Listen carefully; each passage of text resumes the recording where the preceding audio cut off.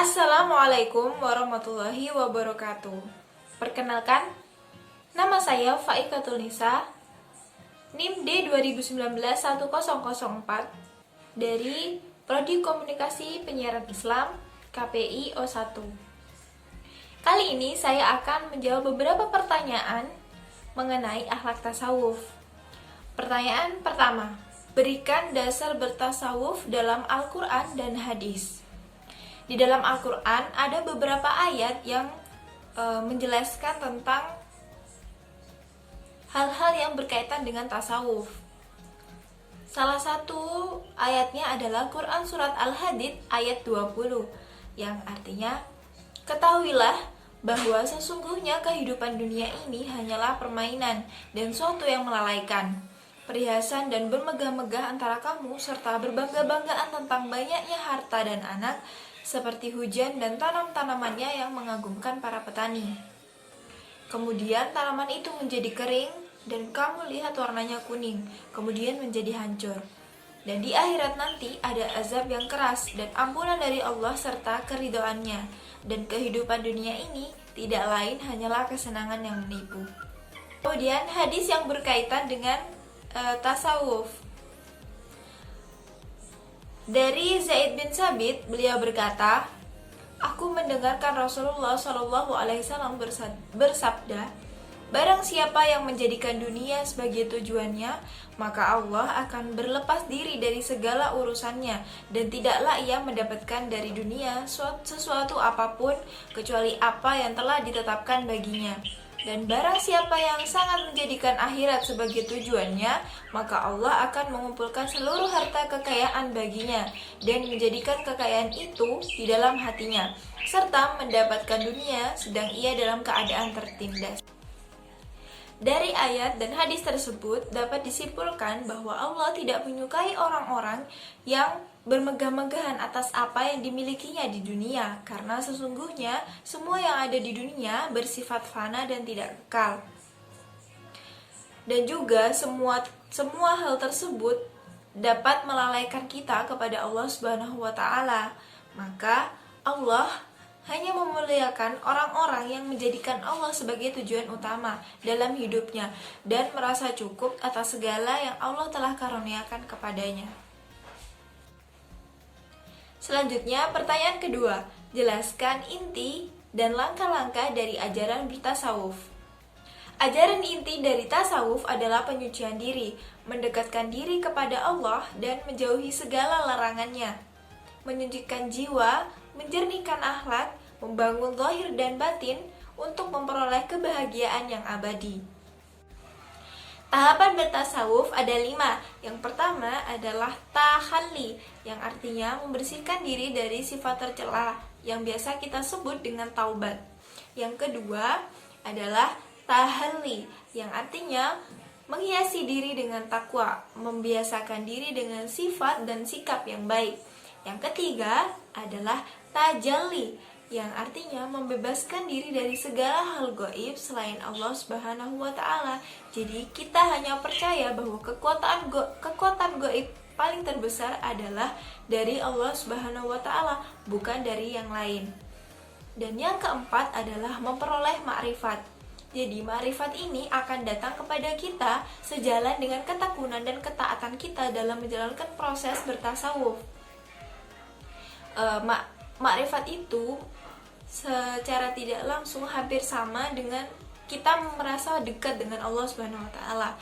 Dan yang terakhir, yang kelima adalah kita mencapai kebahagiaan, kesenangan dan kenikmatan yang menjadi akhir dari perjalanan tasawuf.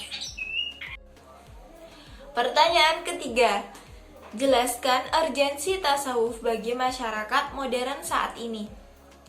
Tasawuf juga dapat diamalkan oleh setiap muslim dari pelapisan sosial manapun dan di tempat manapun, dari orang kalangan bawah hingga kalangan atas maupun orang zaman dahulu hingga zaman modern saat ini.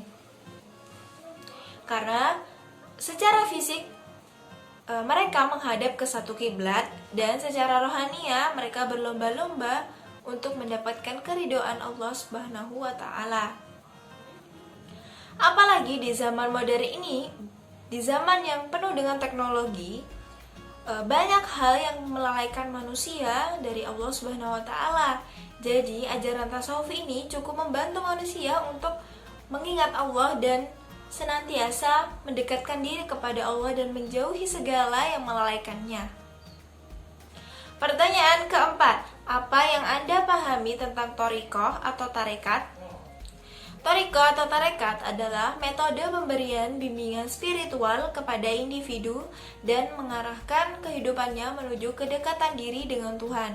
Jadi thariqah atau tarekat itu adalah metode-metode atau cara-cara yang digunakan untuk memberikan bimbingan spiritual kepada seseorang yang ingin bertasawuf atau ingin mendekatkan diri kepada Allah. Pertanyaan kelima, jelaskan perbedaan cinta dan nafsu. Nafsu identik dengan suka karena ketertarikan fisik. Menyukai berdasarkan apa yang kita lihat, bukan apa yang kita rasakan.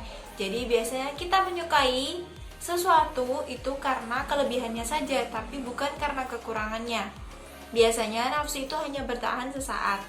Sedangkan cinta adalah rasa suka yang mendorong kita untuk ingin tahu segala hal yang berkaitan dengan dirinya, baik itu kelebihannya ataupun kekurangannya, dan menerimanya tanpa syarat.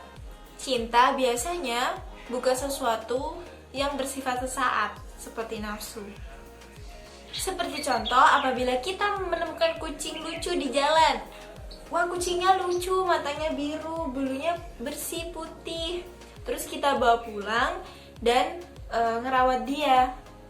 Dapat beberapa hari kita tahu bahwa dia itu beolnya sembarangan, kencingnya sembarangan, suka nyuri ikan, suka berantakin barang-barang.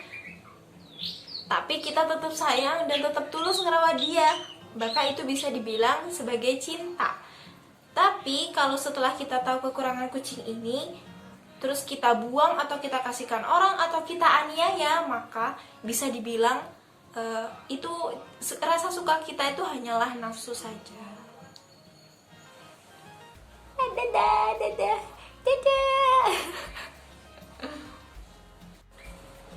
Pertanyaan terakhir, pertanyaan ke-6 adalah sebuah cerita. Damar adalah seorang mahasiswa perantauan yang secara ekonomi tergolong menengah ke bawah. Dia baru saja mengalami musibah besar di mana seluruh keluarganya meninggal karena rumahnya terbakar habis saat semua keluarganya tertidur lelap. Kini dia hidup sebatang kara di tengah sedang proses menuntut ilmu. Tak ada keluarga dan harta benda yang tersisa. Pertanyaannya, apakah yang akan kalian lakukan jika damar itu adalah kalian? Siapapun yang terkena musibah pasti akan merasakan sedih, apalagi ditinggal oleh orang-orang yang terdekat. Pastinya akan sedihnya akan mendalam dan tidak bisa dilupakan hingga tua nanti. Namun kesedihan itu hendaknya tidak berlarut-larut. Kita juga perlu bersyukur karena sampai hari ini kita masih bisa diberikan kesehatan dan juga masih diberikan kesempatan bernafas oleh Allah Subhanahu wa taala. Dalam cerita ini disebutkan bahwa Damar sedang dalam proses menuntut ilmu, namun tak ada keluarga maupun harta benda yang tersisa. Jika saya menjadi Damar, saya akan melihat dahulu kondisi finansial saya, apakah saya mampu melanjutkan studi saya atau tidak. Jika dari pihak sekolah atau orang-orang atau teman terdekat ada yang membantu saya, maka saya akan melanjutkan studi. Namun jika tidak, maka saya akan berhenti dan mencari pekerjaan untuk melanjutkan hidup saya. Karena di dalam Islam tidak dianjurkan untuk meminta-minta. Jadi saya melanjutkan studi karena kemampuan saya sendiri, bukan karena minta-minta kepada orang lain. Demikian jawaban saya dari 6 pertanyaan akhlak tasawuf. Apabila ada salah kata saya mohon maaf. Wabillahi taufiq wal hidayah. Wassalamualaikum warahmatullahi wabarakatuh.